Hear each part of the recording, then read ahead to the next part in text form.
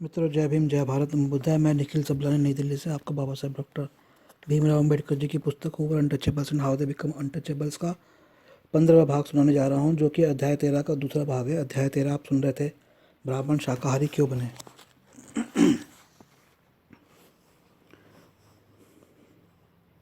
अंतिम जो पंक्ति मैंने पढ़ रहा था वहाँ से आपको पढ़ के सुनाता हूँ। अब बलि के पशु के भिन्न भिन्न अंगों को पुरोहितों में बांटे जाने का प्रश्न उपस्थित होता है। हम इसका वर्णन करेंगे। जबड़े की दोनों हड्डियों और जीवा प्रस्तुता को दी जानी चाहिए। बाज की आकृति में छाती, उद्गाता को गर्दन और ताल ताल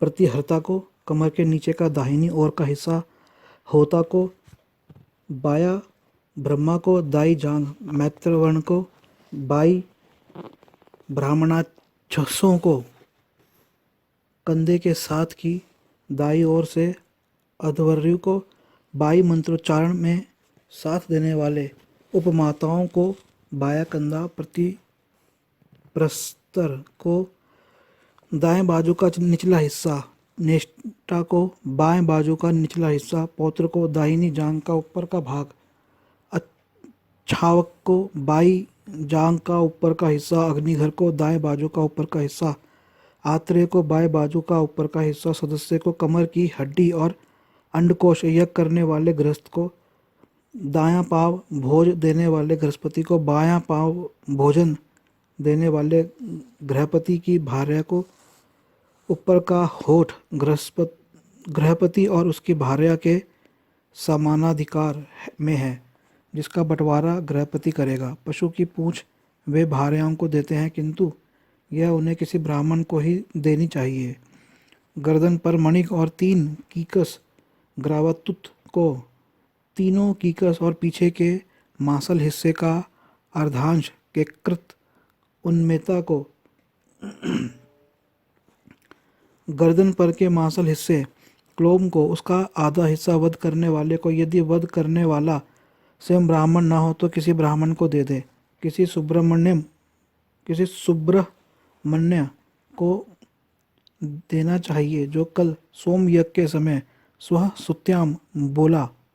सोम यज्ञ में यज्ञ की बलि बने। पशु का वह हिस्सा जो यज्ञ भोज का है, वह सब पुरोहितों का है, केवल होता के लिए वह ऐच्छिक है। बलि के पशु के इन अंगों की संख्या 36 है। जिन श्लोकों से ज्ञात होता है कि प्रत्येक भाग उसके एक चरण का प्रतीक है, बृहति छंद में 36 शब्द खंड होते हैं और दिव्य लोक बृहति की प्रकृति के हैं। इस प्रकार पशु के 36 हिस्से करके वे इस लोक तथा स्वर्ग में जीवन लाभ करते हैं, और इह लोक और परलोक दोनों में प्रतिष्ठित होकर वे वहाँ विचरते हैं। जो उपरोक्त रीति से पशु के मांस का बंटवारा करते हैं, उनके लिए यह स्वर्ग सोपान बन जाता है। लेकिन जो इससे उल्टा विभाजन करते हैं, वे गुंडे और शरारती हैं, जो केवल अपनी मांसाहार की तृष्णा के लिए पशु की बलि देते हैं। बलि के पशु का यह विभाग श्रुत के पुत्र देवभाग का आविष्कार है। जब वह इस जीवन में जी रहा था तो उसने इस रहस्य को किसी को भी नहीं सौंपा, किंतु किसी अलौकिक देवदूत ने वपु के पुत्र गिरिजा को सब समाचार कह दिया। उसके समय से पुत्र इसका अध्ययन करते हैं। ऐतरेय ब्राह्मण में जो कुछ कहा गया है, उससे 2 बातें असंदिग्ध तौर पर स्पष्ट होती है। एक तो यह है कि बलि के पशु के सारे मांस को ब्राह्मण ही ले लेते हैं। एक जरा से टुकड़े के अतिरिक्त वे यज्ञ कराने वाले गृहस्थ को भी कुछ नहीं लेने देते थे। दूसरी बात यह है कि पशुओं का वध करने के लिए ब्राह्मण स्वयं कसाई का काम करते थे। सिद्धांत की दृष्टि से यज्ञ में जिस पशु की बलि दी गई है, ब्राह्मणों को उसका मांस नहीं खाना चाहिए। यज्ञ का आधारभूत सिद्धांत है कि मानव देवताओं के प्रति अपने आप को बलिदान करता है। वह अपनी जान बचाने के लिए ही अपने बजाय पशु की बलि देता है। इसका यह आशय हुआ कि जो पशु का मांस खाता है वह आदमी का ही मांस खाता है, क्योंकि यहाँ पशु आदमी का ही स्थानापन्न है। यह मत ब्राह्मणों के स्वार्थ के लिए बड़ा घातक है। ब्राह्मण बलि के पशु का सारा मांस आप ही हड़पना चाहते थे। ऐत्रेय ब्राह्मण ने जब देखा कि इस मत को स्वीकार करने से ब्राह्मणों के हाथ से बलि के पशु के मांस के निकल जाने की आशंका है, तो उसने प्रयत्नपूर्वक इस मत को सीधे सीधे अस्वीकार करके उसकी व्याख्या करने का प्रयत्न किया है। ऐत्रेय ब्राह्मण में लिखा है, जो व्यक्ति यज्ञ के रहस्य में दीक्षित होता है वह अपने आप को सब देवताओं के प्रति बलिदान कर देता है। अग्नि सब देवताओं का प्रतिनिधि है और सब देवताओं का प्रतिनिधि सोम है। जब वह यज्ञकर्ता पशु को अग्नि सोम की बलि चढ़ाता है तो वह अपने आप को सभी देवों के प्रति बलिदान होने से मुक्त कर देता है। ऐत्रेय ब्राह्मण 2 प्रश्न संख्या 80। हग कहने वाले कहते हैं, अग्नि सोम को बलि दिए गए पशु का मांस न खाओ। जो कोई इस पशु का मांस खाता है वह मानव का मांस खाता है, क्योंकि यज्ञकर्ता पशु की बलि चढ़ाकर अपने आप को बलिदान होने से बचाता है। लेकिन इस मत की ओर ध्यान देना आवश्यक है। इन बातों के रहते अब यह सिद्ध करने के लिए किसी और प्रमाण की आवश्यकता नहीं कि ब्राह्मण न केवल गौमांसाहारी थे अपितु कसाई भी थे। तब ब्राह्मणों ने पैंतरा क्यों बदला? हम उनके पैंतरा बदलने की बात के 2 हिस्से करते हैं। पहला, उन्होंने गौमांसाहार क्यों छोड़ दिया। मित्रों, मैं निखिल सबलानी, नई दिल्ली से। पुस्तक बाबा साहब डॉक्टर भीमराव अम्बेडकर जी की लिखी पुस्तक अछूत कौन और कैसे, या इंग्लिश में इसका टाइटल है कि अछूत कौन थे, over untouchables and how they become untouchables पढ़ रहा हूँ, और आप इसका भाग 15 सुन रहे हैं। मैं आगे आपको सुनाता हूँ। पर उससे पहले मित्रों एक मैसेज है कि बाबा साहब डॉक्टर अम्बेडकर की पुस्तकें आप जरूर पढ़ें और ख़रीदें, और हमसे आप खरीद सकते हैं। मेरा फ़ोन नंबर लिख लीजिए 8527533051, 8528527533, 7533 051 आगे पढ़ता हूँ। जैसा कि ऊपर दिखाया जा चुका है, अशोक ने गौ हत्या को कभी कानून से बंद नहीं किया था। यदि बंद किया भी था तो एक बौद्ध सम्राट द्वारा बनाए गए कानून को ब्राह्मणों ने कभी नहीं माना है।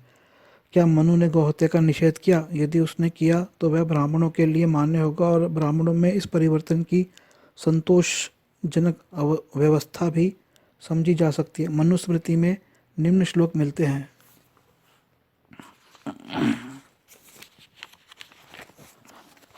5.46 मनुस्मृति पृष्ठ संख्या 209। जो प्राणियों बांधने मारने का क्लेश देने की इच्छा नहीं करता वह सब जीवों का हित चाहने वाला अत्यंत सुख पाता है। 5.47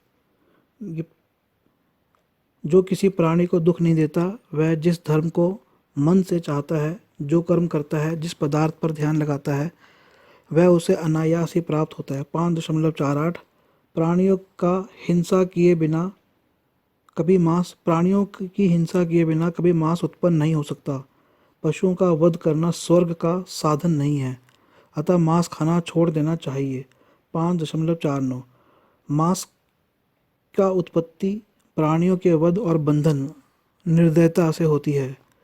इस बात पर अच्छी तरह विचार कर सब प्रकार के मांस भक्षण को त्याग देना चाहिए।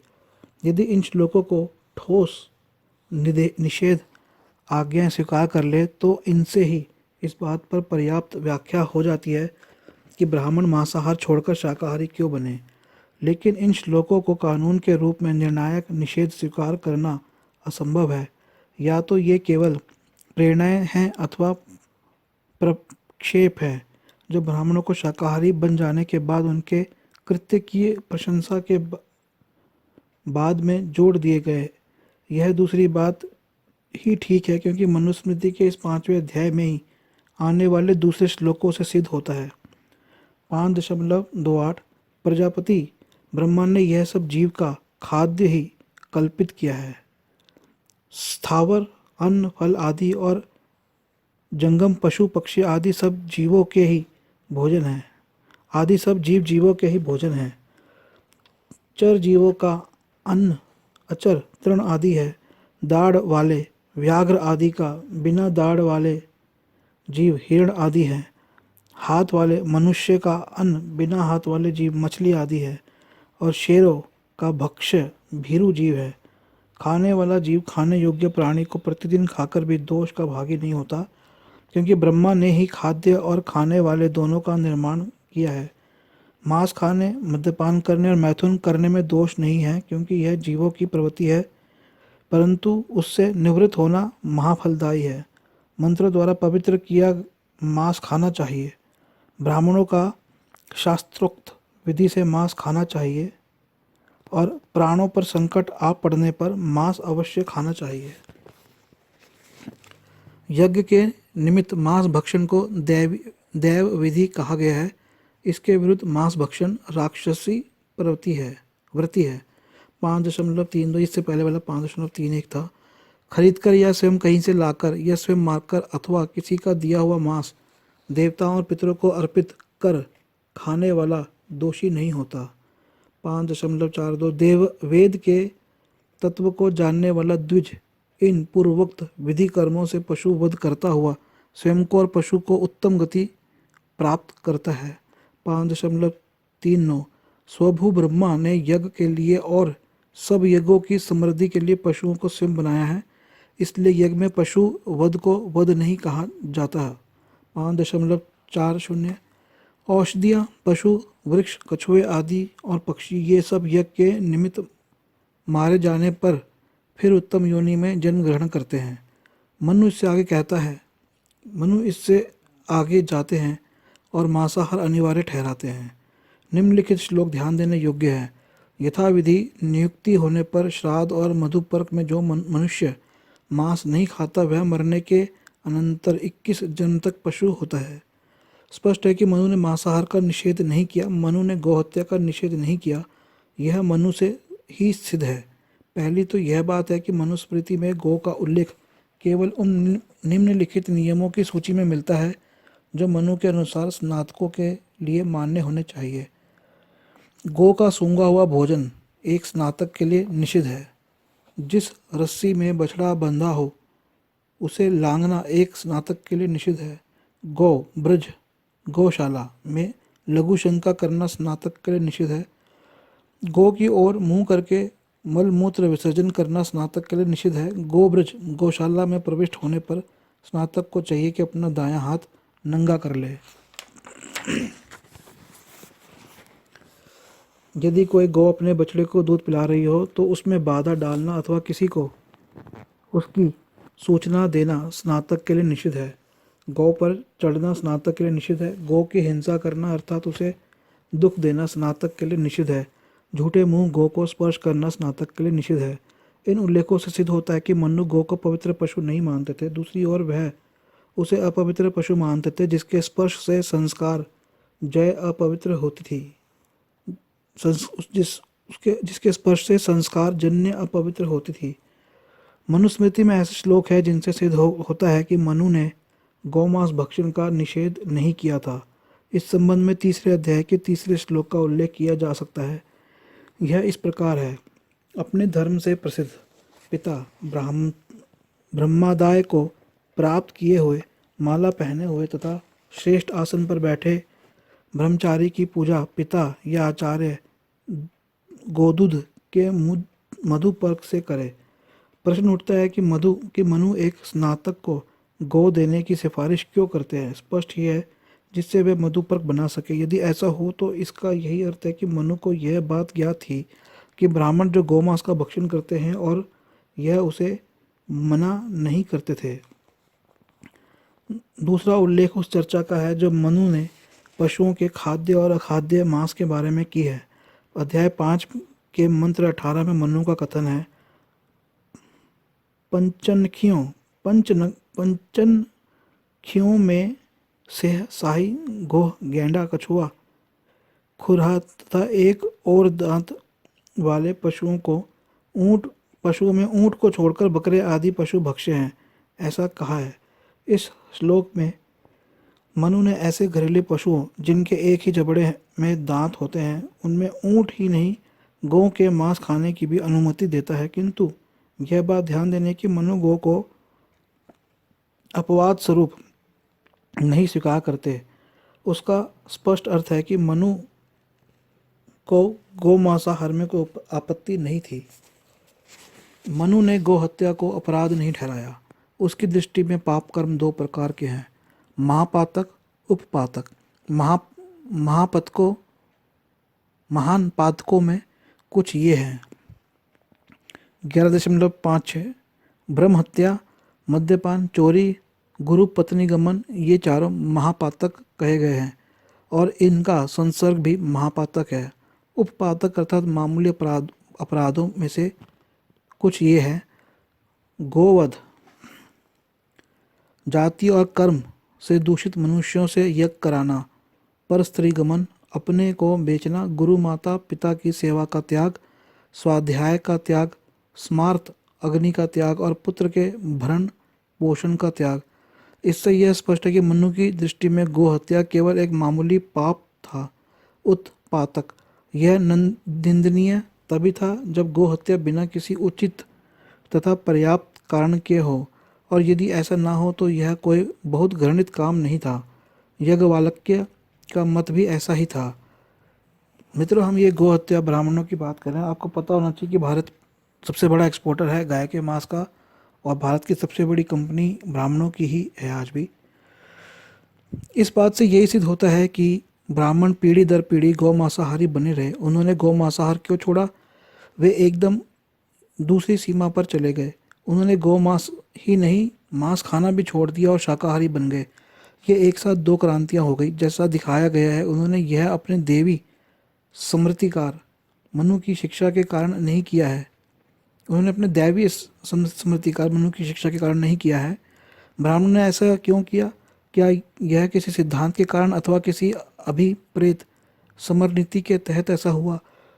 इस प्रश्न के दो उत्तर हैं। एक उत्तर तो यह है कि गौ की पूजा उस अद्वैत दर्शन का परिणाम है जिसकी शिक्षा है कि समस्त विश्व में ब्रह्म व्याप्त है और इसलिए सारा जीवन, चाहे वह मनुष्य का हो चाहे पशु का हो, पवित्र है। स्पष्ट ही है कि यह व्याख्या संतोषजनक नहीं है। पहले तो इसका वास्तविकता से कोई मेल नहीं है। वेदांत सूत्र जो ब्रह्म की एकता का उपदेश देता है, यज्ञों के लिए पशु हत्या को वर्जित नहीं ठहराते। यह दूसरे अध्याय के 1.28वें सूत्र से स्पष्ट है। दूसरे, यदि यह परिवर्तन वेदांत के आदेश के आचरण में उतारने का परिणाम है तो फिर गौ तक क्यों सीमित है? यह दूसरे सभी पशुओं पर भी लागू होना चाहिए। दूसरी व्याख्या पहली की अपेक्षा अधिक बेतुकी है। उसके अनुसार ब्राह्मण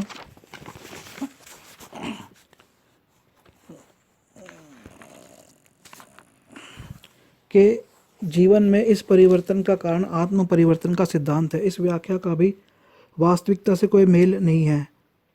बृहदारण्यक उपनिषद में बृहदारण्यक उपनिषद में आत्मा के पुनर्जन्म ग्रहण करने के सिद्धांत का प्रतिपादन है। तो भी उसका कहना है कि यदि मनुष्य यह चाहता है कि उसे मेधावी पुत्र उत्पन्न हो तो वृषभ या बैल के मांस के साथ भात और घी मिलाकर खाना चाहिए। फिर इसका भी क्या कारण है कि उपनिषदों में मनुष्य के समय अर्थात लगभग 400 वर्ष बाद तक ब्राह्मणों के आचरण पर इस सिद्धांत का कोई प्रभाव नहीं पड़ा। तीसरे, यदि आत्मा के पुनर्जन्म के सिद्धांत के कारण ब्राह्मण शाकाहारी बने तो अब्राह्मण भी क्यों नहीं बने? मेरी दृष्टि में यह ब्राह्मणों के चातुर्य का एक अंग है कि वे गो मांसाहारी न रहकर गो पूजक बन गए। इस गो पूजा के रहस्य का मूल बौद्धों और ब्राह्मणों के संघर्ष में तथा उन उपायों में खोजना होगा जो ब्राह्मणों ने बौद्धों से बाजी मार ले जाने के लिए किए। बौद्धों और ब्राह्मणों में तू डाल डाल में पात पात की होड़ भारतीय इतिहास की एक निर्णायक घटना है। इस वास्तविकता को अंगीकार किए बिना हिंदू धर्म के कुछ अंगों की व्याख्या हो ही नहीं सकती। दुर्भाग्यवश भारतीय इतिहास के विद्यार्थियों की दृष्टि से इस बौद्ध ब्राह्मण संघर्ष का महत्व एकदम परोक्ष रहा है। वे जानते हैं कि ब्राह्मणवाद नाम की चीज रही है, लेकिन वे इस बात से एकदम अपरिचित प्रतीत होते हैं कि ये मत लगभग 400 वर्ष तक एक दूसरे पर बाजी मार ले जाने के लिए संघर्ष करते रहे और भारतीय धर्म, समाज तथा राजनीति पर उनके इस संघर्ष की अमित छाप विद्यमान है। यह सारे यहाँ सारे संघर्ष की कथा का वर्णन करने के लिए स्थान नहीं है। दो चार महत्व की बातों का उल्लेख किया जा सकता है। एक समय था जब अधिकांश भारतवासी बौद्ध थे। यह सैकड़ों वर्षों तक भारतीय जनता का धर्म रहा। इसने ब्राह्मणवाद पर ऐसे आक्रमण किए जैसे इससे पहले किसी ने नहीं किए थे। ब्राह्मणवाद अवनति पर था, और यदि एकदम अवनति पर नहीं तो भी उसे अपने अस्तित्व की ही चिंता हो रही थी। बौद्ध धर्म के विस्तार के कारण ब्राह्मणों का प्रभुत्व न राज दरबार में रहा और न जनता में। वे इस पराजय से पीड़ित थे जो उन्हें बौद्ध धर्म के हाथों मिली थी, और अपनी शक्ति तथा प्रभुत्व को पुनः प्राप्त करने के लिए हर प्रकार से प्रयत्नशील थे। जनता के मन पर बौद्ध धर्म का एक ऐसा गहन प्रभाव पड़ चुका था और वह उससे इतनी अधिक प्रभावित थी कि ब्राह्मणों के लिए और किसी भी तरह बौद्ध धर्म की बराबरी न कर सकना धर्म की बराबरी कर सकना एकदम असंभव था। उसका एक ही उपाय था कि वे बौद्धों के जीवन दर्शन को अपनाएं और इस मामले में उनसे भी 4 कदम आगे बढ़ जाएं। बुद्ध के परिनिर्वाण के बाद बौद्धों ने बुद्ध की मूर्ति तथा स्तूप बनाने आरंभ किए। ब्राह्मणों ने उसका अनुकरण किया। उन्होंने अपने मंदिर बनवाए और उनमें शिव, विष्णु, राम, कृष्ण आदि की मूर्तियां स्थापित की। उद्देश्य इतना ही था कि बुद्ध मूर्ति पूजा से प्रभावित जनता को किसी न किसी तरह अपनी ओर आकर्षित करे। इस प्रकार जिन मंदिरों और मूर्तियों का हिंदू धर्म में कोई स्थान नहीं था, उनके लिए स्थान बनाया। बौद्धों ने उस ब्राह्मण धर्म को त्याग दिया था जिसमें पशु बलि वाले और विशेष रूप से गोवध वाले यज्ञ आदि होते थे। गोवध के बारे में बौद्धों की आपत्ति का जनता पर बड़ा गहरा प्रभाव पड़ा। इसके 2 कारण थे। एक तो वह लोग कृषि प्रधान थे और दूसरे गौ बहुत उपयोगी थी। अधिक संभावना यही है कि उस समय ब्राह्मण गौ घातक समझे जाकर घृणा के पात्र बन गए थे। ठीक वैसे ही जैसे अतिथि भी गोश्त की घटनाओं के कारण घृणित समझे जाने लगे थे, क्योंकि जब भी कोई अतिथि आता था तभी सम्मान में गौ की हत्या करनी पड़ती थी। ऐसी परिस्थिति में अपनी स्थिति सुधारने के लिए ब्राह्मण यज्ञ रूप में जो पूजा करते थे और उसके साथ जो गोवध होता था उसे छोड़ देने में ही ब्राह्मणों ने अपना हित समझा। गौ मांसाहार छोड़ने में ब्राह्मणों का उद्देश्य बौद्ध भिक्षुओं से उनकी श्रेष्ठता छीन लेना ही था। यह बात ब्राह्मणों के शाकाहारी बन जाने से सिद्ध होती है। अन्यथा ब्राह्मण शाकाहारी क्यों बना? इसका उत्तर यही है कि बिना शाकाहारी बने वह पुनः उस स्थान को प्राप्त कर ही नहीं सकता था जो बौद्ध धर्म के प्रसार के फलस्वरूप उसके पांव के नीचे से खिसक चुका था। इस संबंध में यह बात स्मरण रखने की है कि बौद्धों की तुलना में एक बात को लेकर ब्राह्मण जनता की दृष्टि में बहुत ही हीन पड़ता था। यह बात पशुवध की थी जो ब्राह्मणवाद की जड़ थी और जिसका बौद्ध धर्म एकदम विरोधी भी था।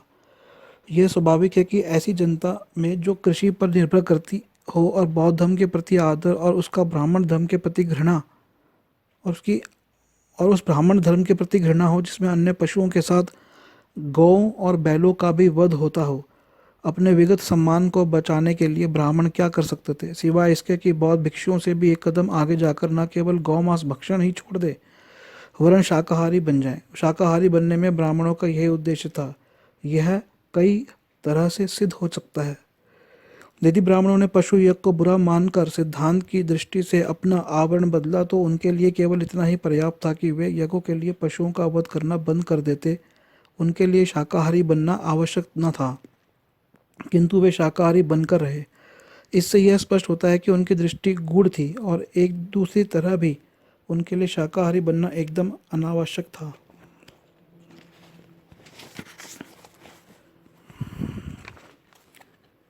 क्योंकि बौद्ध भिक्षु भी शाकाहारी नहीं थे। इस कथन से कुछ लोगों को आश्चर्य हो सकता है, क्योंकि सामान्य धारणा यह है कि अहिंसा और शाकाहार। मित्रों, मैं इसको यहीं रोकता हूँ क्योंकि ज़्यादा लंबा वीडियो हो रहा है। इसके बाद आप दूसरे भाग में इसको आगे को सुनिएगा, भाग 16 में। जय भीम, जय भारत, नमो बुद्धाय।